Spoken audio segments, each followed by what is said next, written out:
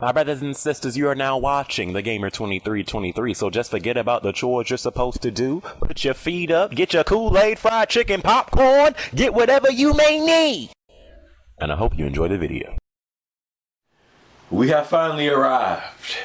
Next generation gaming is here. Well, I know you people in Europe are still dying. Literally dying of thirst for that PlayStation 4, because I think it comes out November 29th, if a is correct. So not everyone has, next gen consoles yet. Yeah, the Xbox One, it launched in 13 countries yesterday, and the PS4 is only so far launched in North America, but it will be coming this week. Okay, I know the thirst is real out here in these streets. It's coming. It's coming. Okay. But saying that, I just want to talk about PlayStation 4 versus Xbox One. Who wins this console generation? And this junk is not started yet. It's not started. It's like both consoles are out, but it really hasn't started. I think it's going to start next year, maybe mid next year, when those games that we're excited for start coming out, like the infamous Second Sons, the Orders. What does the Xbox One have? I'm literally trying to think. I don't know what they have coming out next year. Someone leave it down in the comments. I truly do not know. But if you guys didn't know, when Sony launched the PlayStation 4 on November 15th in North America, it sold over 1 million units worldwide in 24 hours, just in North America. Xbox One, Microsoft announced yesterday that or today, today, who cares? It launched yesterday, but they announced that the Xbox One sold over 1 million units in 24 hours. So that's good. That both the PlayStation 4, are selling, and the Xbox One. But of course, PlayStation fanboys will be like, well, if you really look at it, gamer, the Xbox One, that's because it launched in over 13 countries. So Sony still sold over 1 million consoles, and the Xbox One sold the same amount. That's what they'll do. But the point is, both are selling. I want that to happen. Regardless of how much people like, dude, in my stream, my stream is giving me like an insight to like how much people truly despise the Xbox One. But I think if it was just PlayStation, like just like when the PlayStation 2, like when that was like literally like just the console, you've seen a lot of like garbage, like trash titles. You always need that competition. So I honestly want the Xbox One to do good. And as far as that Wii U, I want that to do good too. I don't want this to be a complete blowout with just PlayStation 4 killing it or Xbox One killing it, or I can't even say that for the Wii. But so it's good that both consoles are selling. But I think the point you're going to see the separation is next year, when you see those exclusive franchises, the infamous Second Sons, the Orders, whatever Xbox One will have. And with Xbox One, I've been saying if they introduce new IPs and stuff like that, of course, when that Halo 5 come out, if Halo 5 is anything close to Halo 2 or Halo 3, and they put that junk in 1080p 60 frames, I'm buying Xbox One. But they're gonna need more than just Halo and Gears of War if that comes back. They're gonna need new IPs and stuff like that. So it will come down to games. As far as what else it'll come down to, that $100 price difference, people are still going to be looking at, okay, the Xbox One is $500, the PS4 is $400. What can the Xbox One do that the PlayStation 4 can't do? The PlayStation 4, in a way, Sony has Kinect-like features with the PlayStation 4, and they're not even talking about it at all. Like with that freaking cheap head, where is it? Right behind me. With this freaking cheap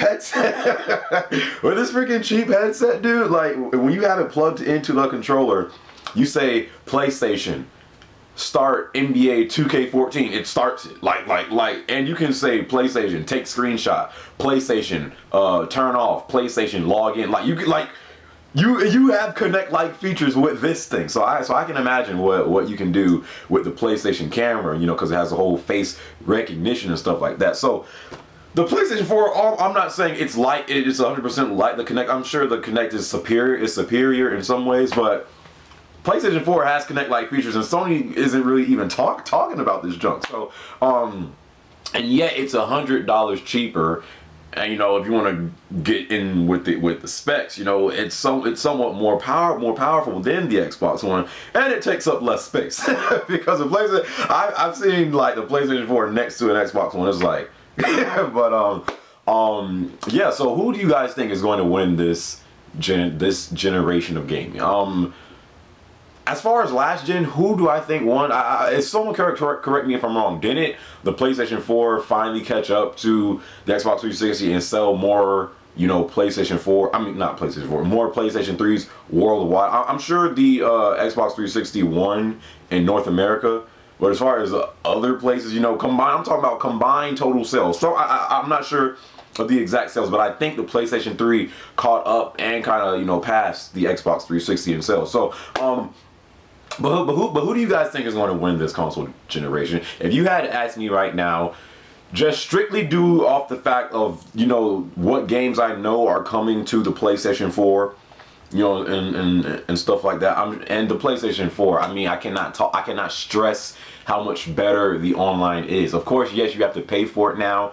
But I cannot stress how much better it is than the PS3. Really, right now, the only two issues, just like I said in my last video, the only two issues I have with the PlayStation 4 is one, your PlayStation 3 downloads that you bought from the PlayStation 3 store, the movies, the TV shows, all that stuff does not transfer over. Hopefully they correct that in a patch, and also no backwards compatibility, okay? And that's going to be coming next year with Gaikai streaming. So hopefully, I hope that works well. But really, PlayStation 4's main issue right now, and I hear this from I'm already looking for a new game to play because it's really like that right now. But it's that weak lineup. It's that weak game lineup. There's not really great games to play. As far as if you get a PlayStation 4, what game are you going to buy if you want, you know, to see the graphical upgrade from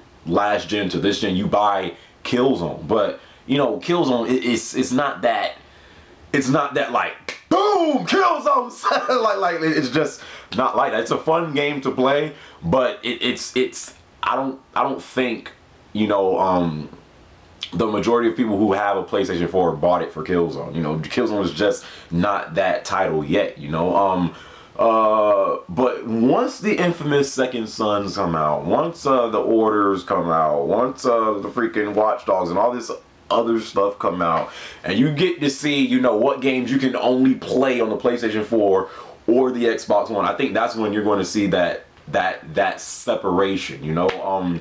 No, really, that is just the weak game library. And as far as the Xbox One, I mean, yeah, you can make the case that the Xbox One has better, you know, launch titles than the PS4. But really, I mean, according to these reviews, the Xbox One's games are like almost the same as the PlayStation 4. Rise, Son of Rome has got freaking what it got? A freaking 6 point something. Because it's so repetitive and stuff like that. Loco Cycle, Dead Rising 3 seems to be, you know, the main game to buy if you do get an Xbox One. But that's really, you don't buy Dead Rising 3 if you want to see the jump from last gen to current gen, because I think Dead Rising 3 is at 720p and almost drops down to 20 frames per second. So you're not buying that if you want to see, you know, the graphical upgrade from last gen to this gen. So it's just like both the Xbox One and PlayStation 4 have weak lineups right now, you know. And again, you'll see that separation next year when you get to see those new IPs, those exclusive titles and stuff like that, you know, the new features they implement with patches, you know, or whatever like that. So it should be interesting. But if you were to ask me who do I think is going to win the console generation as of right now, I'd still have to give it to PlayStation 4. I'd still have to, you know, just because it's $100 cheaper and somewhat more powerful than the Xbox One. The incredible difference between the online service on PS3 and PS4. I'm not a fanboy. Like, dude, people still say to this day, dude, you're just a PlayStation fanboy. I mean, just admit the fact. No, I'm not. I just prefer PlayStation. You know, I'm saying it how it is right now. Okay, I still think right now Sony has the advantage, and if you say otherwise, you're in denial. You are in denial.